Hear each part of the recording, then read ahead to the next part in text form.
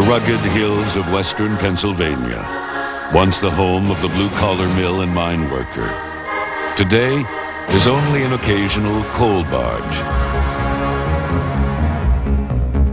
With their shovels put down, they are witnessing a rebirth of their beloved city. Glass towers rise to office much of the country's Fortune 500. And like a giant saucer from another galaxy, the Civic Arena became the heartbeat for this new city called Pittsburgh. The arena's early offspring, the Pittsburgh Penguins Hockey Club, was in need of a heart of its own. They found it in the summer of 1984. Pittsburgh, number 66, Mario Lemieux.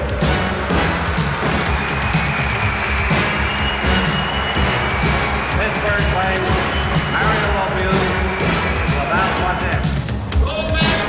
They came in droves to see this savior. The kid was chosen first overall to save the ailing Penguins. A franchise that was anemic on the ice as well as at the gate was tying their hopes to one of the most heralded athletes to ever come out of North America.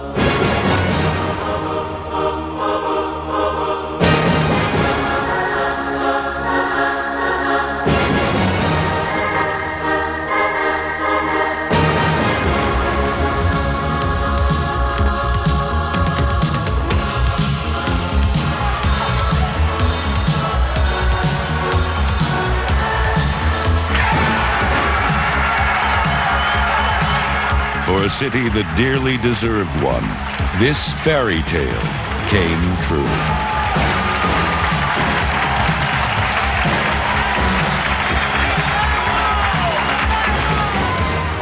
Presented by Foodland, we know what you like.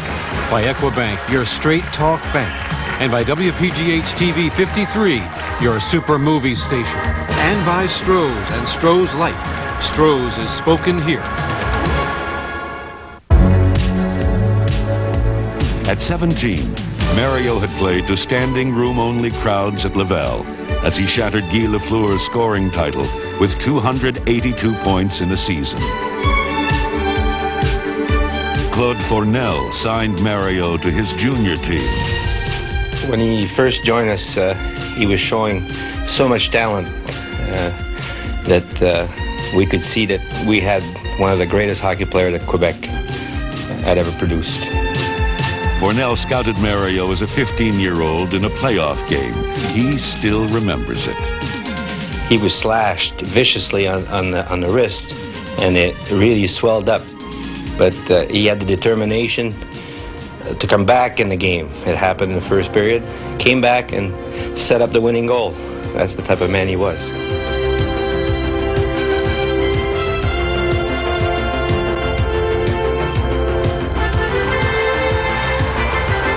It didn't take long for his world-class colors to show. His performance and his passion for excellence was breathing life into a near cadaverous club.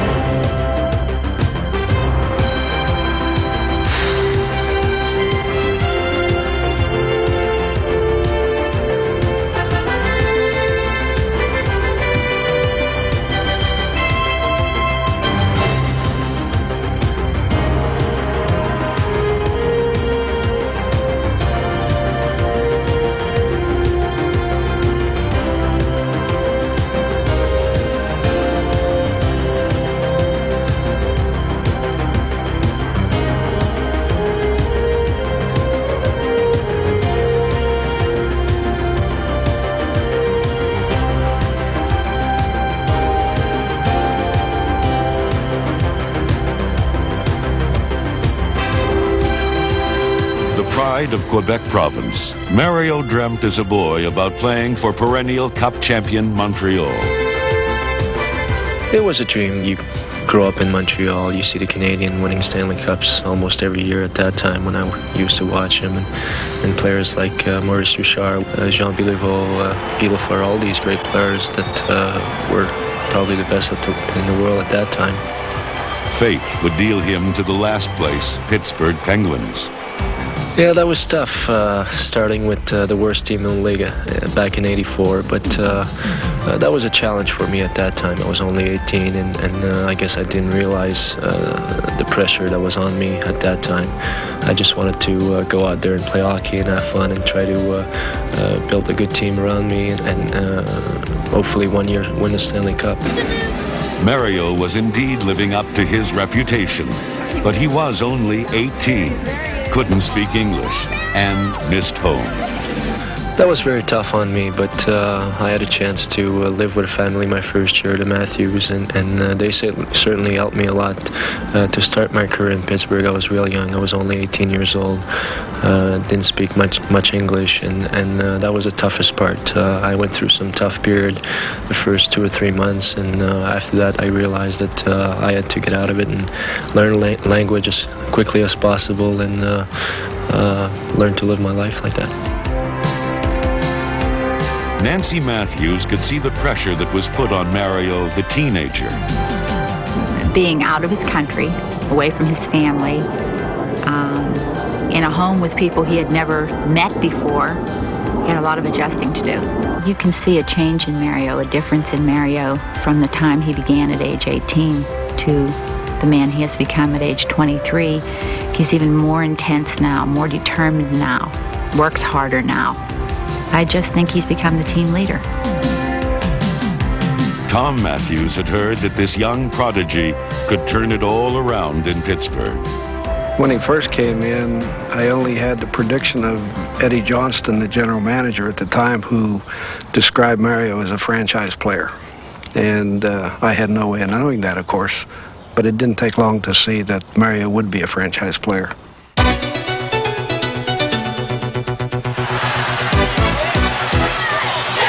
All-star Paul Coffey, a former teammate of Wayne Gretzky, believes Mario can lead the Pens to the promised land. Well, I think for sure. You know, there's no doubt in my mind. I don't think there's any doubt in anybody's mind on our hockey team. He leads pretty well the same way Wayne did. Wayne wasn't a rah-rah type guy. Mario wasn't a rah-rah type guy. Wayne spoke when something needed to be said. Mario was the same way. They both lead on the ice exceptionally well. When there's a big play to be made, Mario makes it. The same can be said for number 77. The younger Mario has learned much from Paul Coffey. Line-mate Bob Erie was amazed by Mario early on. Sometimes you can get caught watching him. You have to work with him. You have to do different things than he does. Open some room up for him.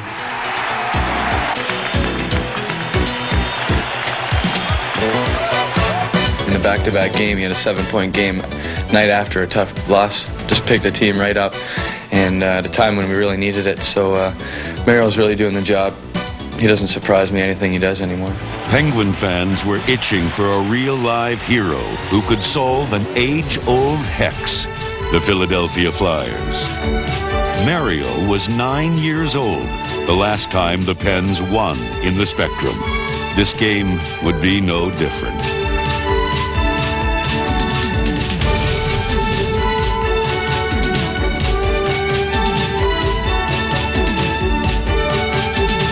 Flyer fans, accustomed to victories on home ice, wondered if this young phenom could reverse what seemed to be irreversible.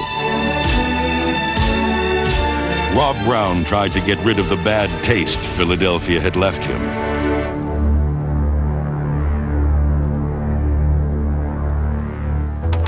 A loyal following came to the Spectrum, but saw that nothing had really changed.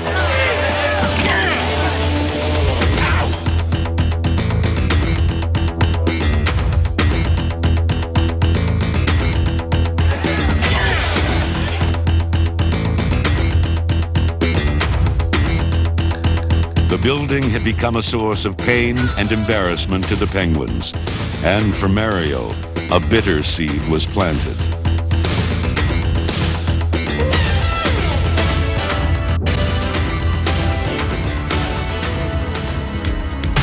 Elsewhere, the team was flourishing. Back in Pittsburgh, the city watched the Pens' attendance and winning record rise rapidly. From an average of 6,000 fans per game before Mario to 10,000 a game in his very first year. Playgrounds around Pittsburgh were converted to hockey rinks, and within 4 years, the arena had to expand to over 16,000 seats to handle a record number of sellouts. They came from all over western Pennsylvania, Ohio, and West Virginia to see the kid the newspapers were all talking about. Tonight, a desperate New York Islander team came to the arena. It's a hockey night in Pittsburgh. Tonight from the Civic Arena, the Penguins meet the New York Islanders. Hello again, everybody. This is Mike Lang, along with Paul Steigerwald. Mario and the rejuvenated Pens braced for another physical Patrick Division showdown.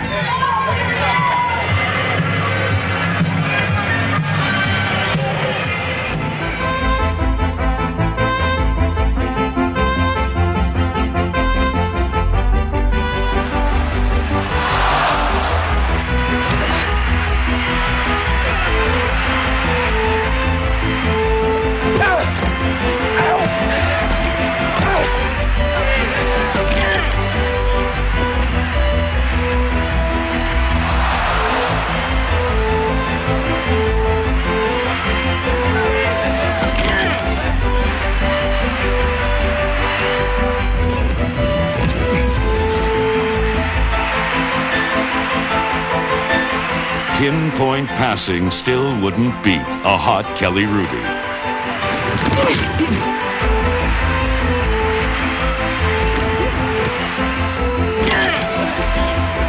Mario took a stick in the face, but drew a penalty. Oh, come on, watch the stick!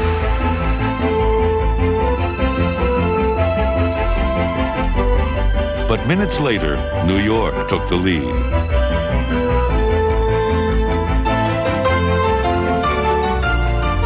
Into the Penguins in, it comes off the far boards. Zalansky of Pittsburgh tried to clear it out, couldn't. Brent Sutter has it. Mario, slashed and mugged, forced an opening. Erie put it in.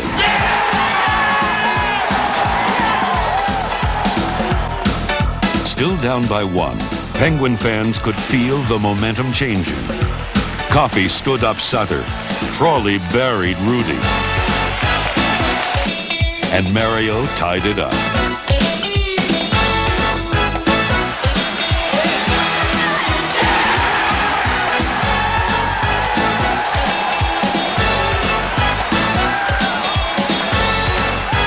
With time running out, the stage was set for Mr. Clutch.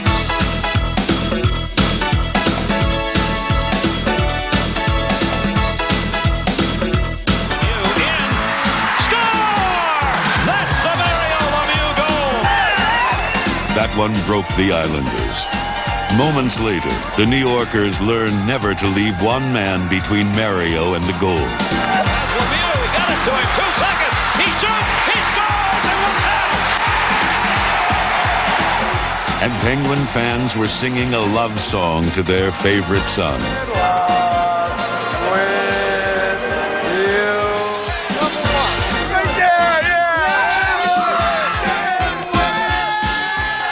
He's got such great hockey intelligence. He reads the scene before it really happens. He gets himself in position, and he can do it with strength. He can do it with finesse. And he's got that loping stride. It doesn't look like he's really skating fast, but you try to catch him and try to keep up with him, and you find out how fast he's really going. Was it something I said or something I did? Laid-back line mate Rob Brown plays for the most part on a line with Mario. In only his second year, he scored over 100 points in a season. He attributes much of this success to number 66. You go out on the ice with him, and it's like a different game. you go out on the ice with a normal line, and you have to work hard, you do this, you do that. But when you're out with Mario, the game seems to stop and revolve around what Mario does. He controls it. It's incredible what he can do. And at the beginning when I started playing with him, it was difficult because he was so good. I was standing around watching what he was doing. I was boggled by what he could do. And I think it took me about 5 or 6 games to realize that I'm going to have to go out here and do something else with him, or I'm just going to stand around and just be one of the other players on the ice. So he's so unpredictable because he can do things that nobody else can do, that you have to be expecting the unexpected. And I think once you learn that, once you pick up on what he can do, then I think it can really help your own career out. And I think that he's really helped my career out this year. You can come to a game, pay your $20 to come into the game, and just come to watch Mario, not watch anyone else on the ice, because just paying your ticket price is worth watching Mario play. He does everything so incredibly, so fluent on the ice, and it's just a pleasure being out there with him, just being beside him, seeing what he does close up, having the angles, seeing that he's making the impossible play, and it's like ballet. You can sit and just watch and be mesmerized by what he can do.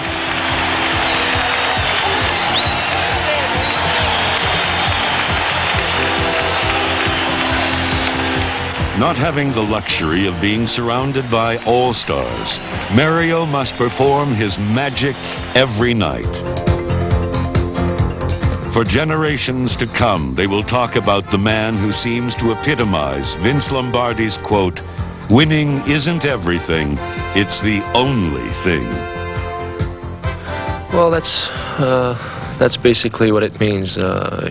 You have to win out there. You owe that to your team, to the franchise, to your fans that are supporting you, and to yourself. Coach Ubriaco continues to be impressed with his prized student. He enjoys what he's doing. I don't think there's anything else he even thought of doing, and it shows. Also, the skills are done to perfection. All the skills are. I once asked him what hockey school he went to. And he said he didn't go to any hockey school, because I said, I want to know where that school is. But I think when he watched the game as a youngster, I think he looked through the television set and saw detail that most young people don't see. He makes a pass. He looks one way and passes the other way, and it's firm, accurate, all the time, even in practice. You try to teach those things. I mean, that's what coaches are for. He comes along and has all these things. The team rolled on, with Mario now a serious threat to take over the NHL scoring title, held the previous 7 years by Wayne Gretzky. Home to many of America's largest corporations, Pittsburgh has become a cerebral city. Many of these executives have become hardcore Mario fans, as the arena is just minutes from their offices. It is a city alive with daily conversation between the buildings about Mario's latest feats. In quite a contrast, some 500 miles to the north, is the birthplace of Mario Lemieux. He was born and raised in this house in a small Montreal suburb called Villemar. His family still lives there, in this home that has become a monument to his accomplishments. The most celebrated amateur Canadian athlete in the last decade, he comes from a humble background.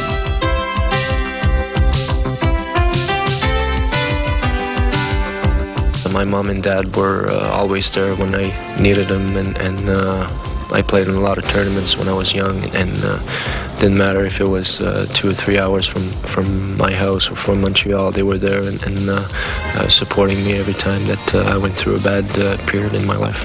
My mom used to take us to the rink. My father was working early on, 6 or 7 o'clock in the morning. She used to wake us up, dress us up, and go to the rink for 5 o'clock practice.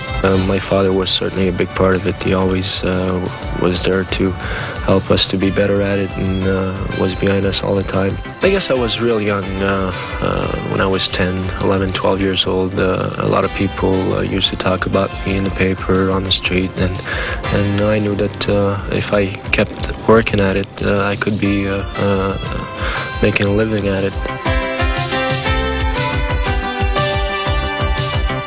The Lemieux are French-speaking Canadians. Pierrette, Mario's mother, thought he showed unusual agility early in his childhood. À l'âge de 3 ans et demi. À l'âge de 3 ans et demi, quand on a emmené When Mario was 3.5 or 4, I would take him to the ice rink behind the church, where he would learn to skate with the other children. pour se tenir debout. All of the youngsters would take chairs on the ice to help them skate. The women would yell, "Look at little Mario! Look at Mario! He doesn't use a chair." He just started skating by himself. Venez voir le petit gars en arrière de l'église, comment est-ce que c'est. Lui, il pousse pas de chaise. Il dit ça va faire un futur champion. Jean-Guy, Mario's father, could see it by the age of 7. À l'âge de 7-8 ans, il était dehors. When Mario was 7 or 8 years old, I could see he was much better than the other boys his age.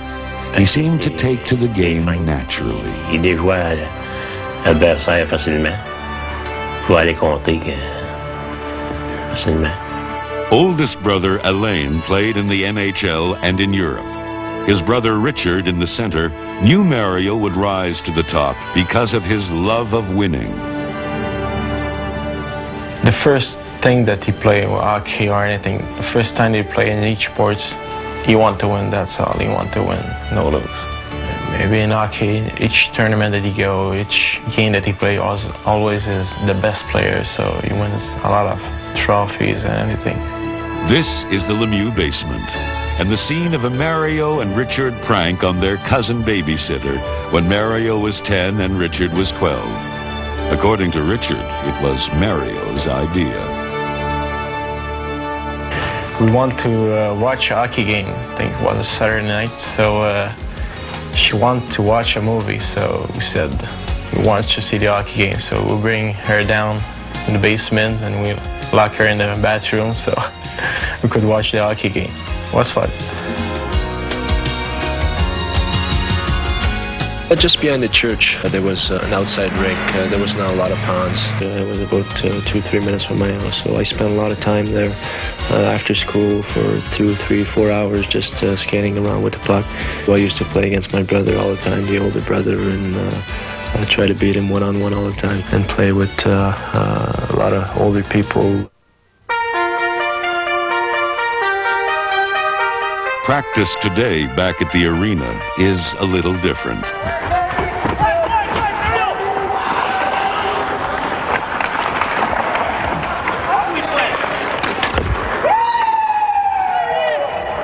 I don't think as myself as a lot better than other people. I just try to think a little bit better than other people. I started to skate when I was 3 and started playing in a league. I was 6 years old and always enjoyed hockey, always watched a Canadian on TV. I think I was born with a lot of talent, but still you have to go out there and do some work, practice a lot. That's the key to be one of the best in the world, and I certainly realized that when I was real young, and it's a tough job. You have to put a lot of time to it if you want to get better at it.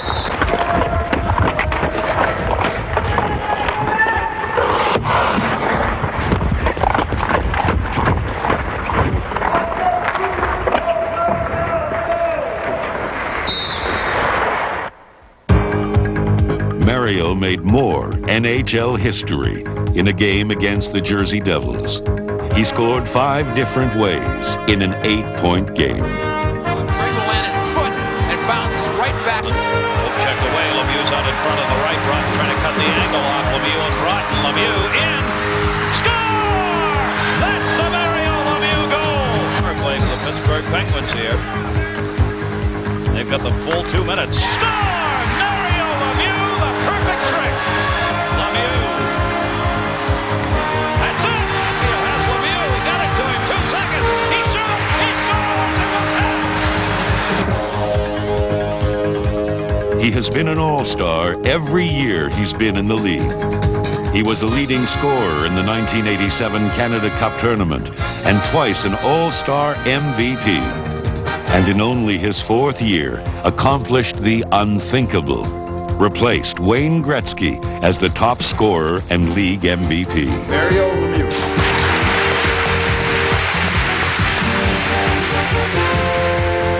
having covered every front page of every major sports publication, he is today recognized around the world as the NHL's newest shining star.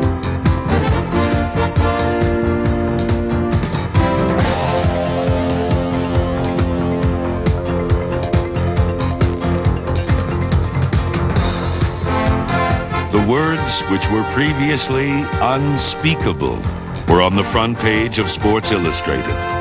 For Mario, it is fine just to be compared to the great one. Well, it's always nice to be compared to Gretzky. I mean, he's done so many things in his career, MVPs and scoring titles and 4 Stanley Cups. It's always nice to be compared to probably the best hockey player that ever played the game. The fame and money were coming at the same speed, meteoric. Many wondered how this would change young Mario. That didn't change him at all. I mean, he's still the same guy that I've met 6 years ago. His generosity, he's humorous, he makes you laugh, a leader.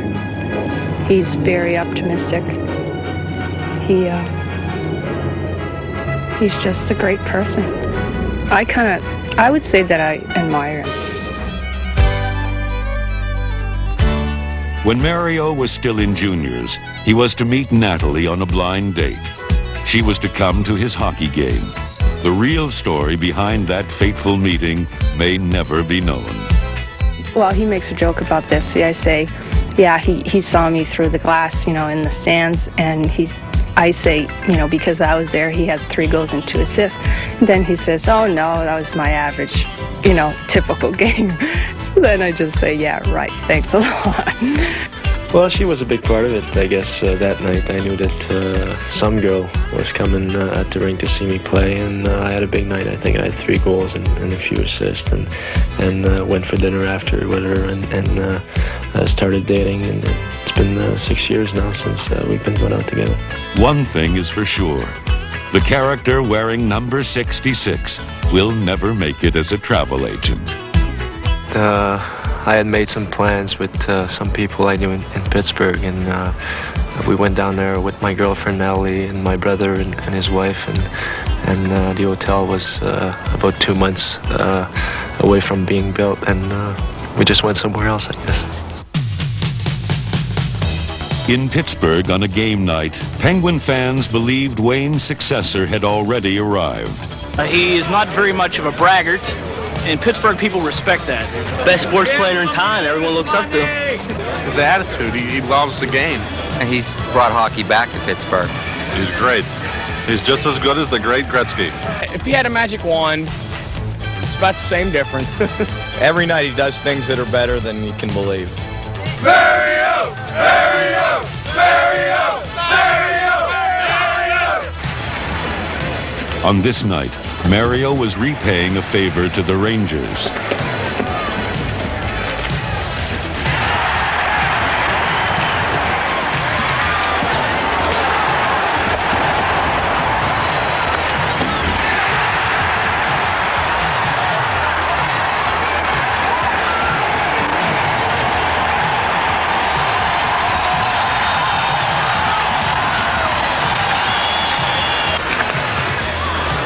Mario, isolating himself, forced a 4-on-3. Brown finished the win.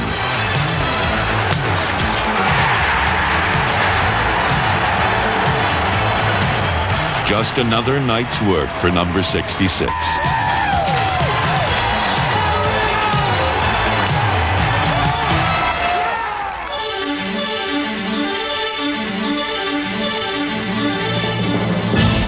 Mario Lemieux's stature is deceiving. He is a rabbit dressed as a bear. He is a contradiction of terms so far as hockey players go. He's huge, tall, he's 6'4", weighs about 220, and yet he can move with the speed of a 5'7" or 5'8" kind of a hockey player. He goes against the grain of every hockey player that ever played the game, and yet he's one of the greatest, if not the greatest, to play it. He is a master of deceit. What you see is not what you get. That's something he's learned, how to be deceptive. He's very deceptive, and I think some nights, if someone's staying close to him, he would go out of his way, maybe make it look like he's not moving. He's kind of pause, and then maybe when the person's not looking, then he'll dart to an opening.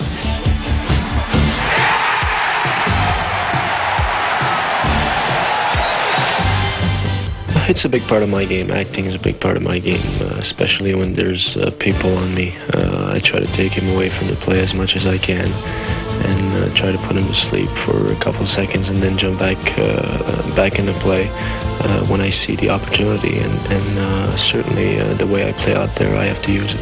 I try to be as patient as I can on the ice, especially 2-on-1 or 3-on-2. I try to pick my spots and wait for the opponent to make the first move, and it doesn't matter if it's a breakaway or a 2-on-1.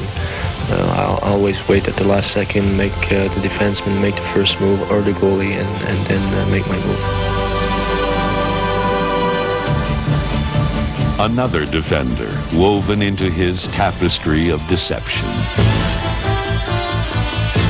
Even more shocking is to see the lumbering giant pull away quickly and fire a slap shot past your goalie while you watch.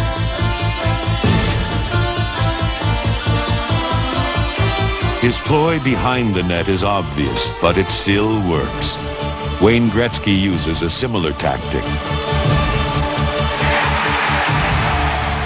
We have a lot of similarities, but the most obvious, I think, is the fact that his ability to pass the puck and be able to see people at certain times, and the softness of his hands. I think to be an effective centerman, you have to be a playmaker, and he's a good playmaker.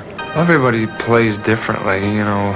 You have people that played like Bobby Clark, and you have people that play more like a John Beliveau, and obviously he plays a style that's more suitable to a John Beliveau. I think that bigger men look lazier and at times lethargic, but you just don't score that many points if you're lazy.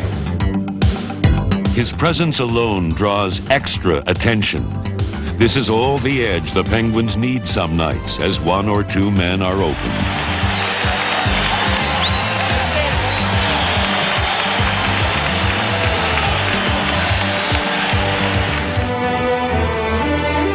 He is grace and elegance.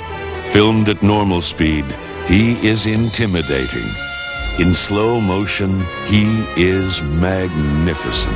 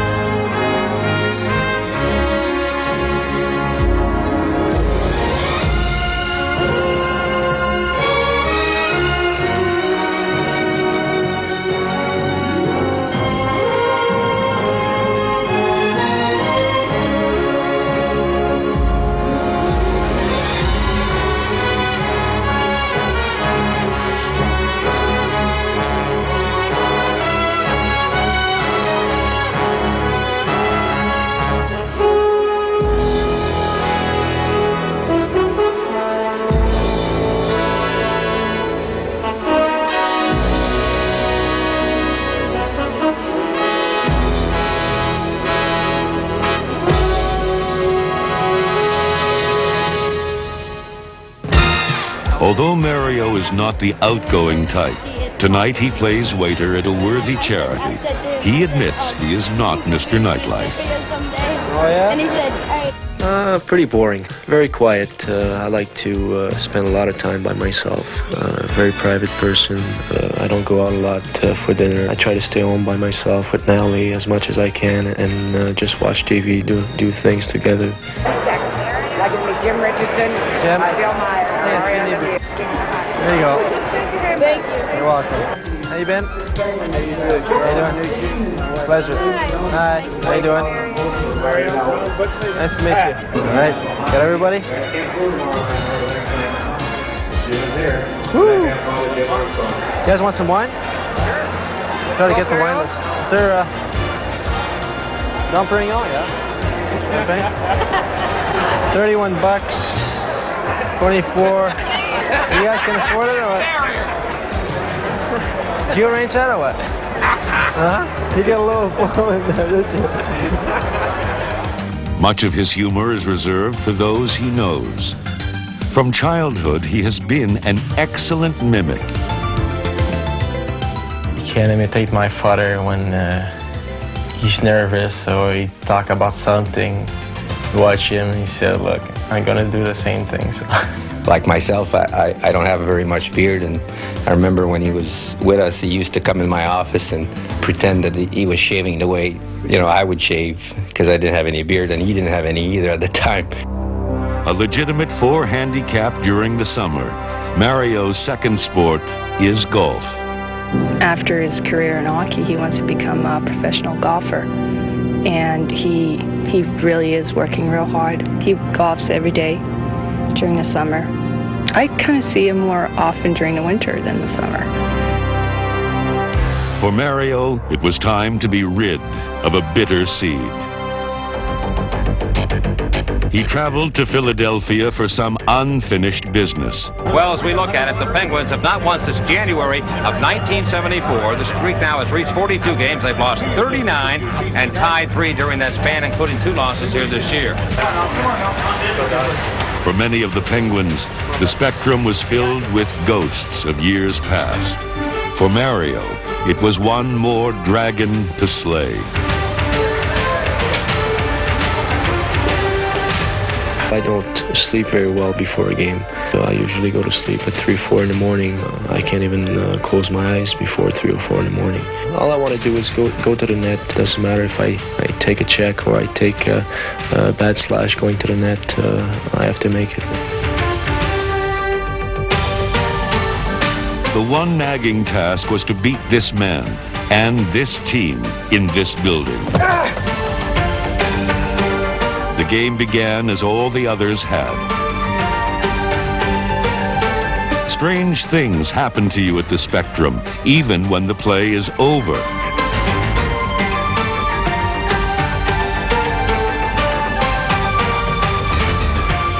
Mario fought Howe for the puck.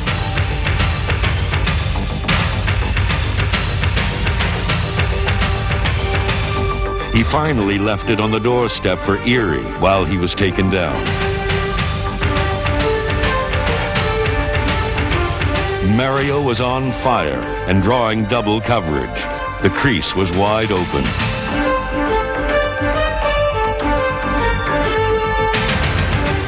Dahlquist wrestled with Bullard.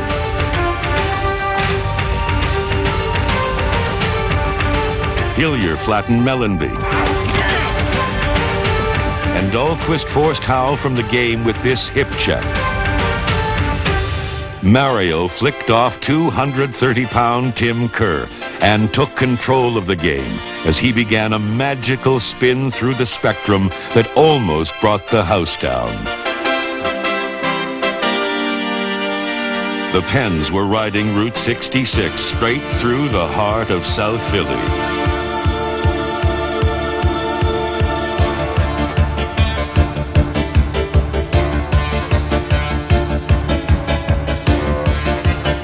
By now, the verdict was all but in. The hex was about to end. Mario was exhausted, working both ends of the ice. Rick Tocchet made sure no more damage would be done by Mr. Lemieux.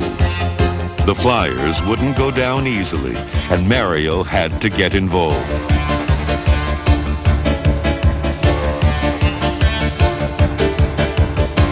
According to referee Morel, he got too involved.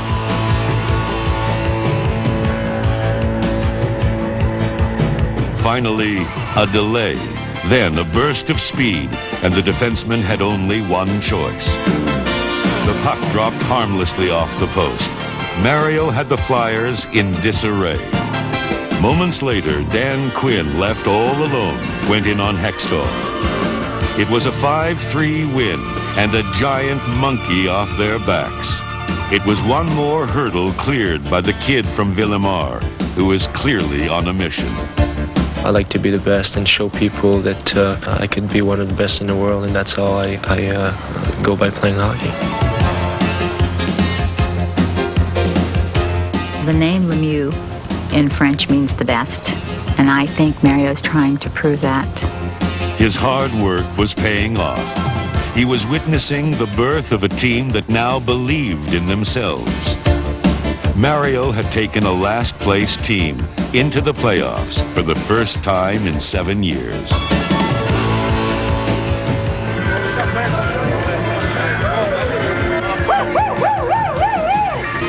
Definitely, after 14, 15 years, it was getting a little bit ridiculous.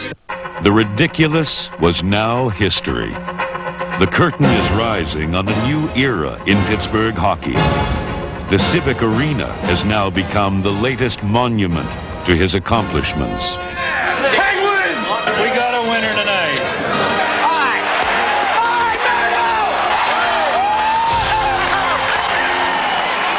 A magnificent athlete who has begun his climb into the Hall of Fame.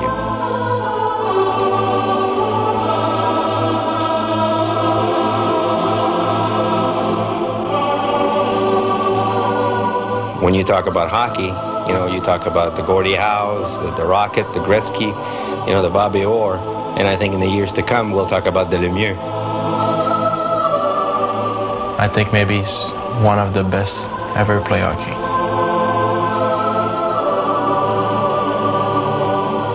Hopefully I can play for a long time. As one of the best that ever played the game and brought something to the game of hockey. For those who treasure effort and excellence, there is a place in the heart for Mario Lemieux.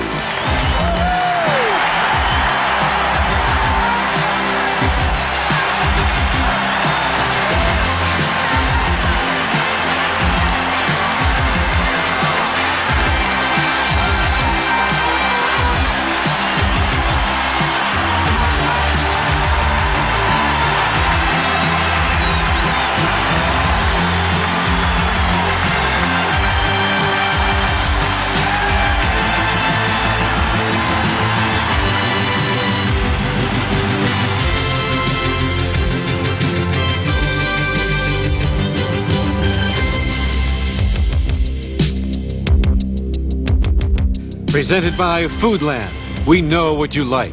By Equibank, your straight talk bank. And by WPGH-TV 53, your super movie station. And by Stroh's and Stroh's Light. Stroh's is spoken here.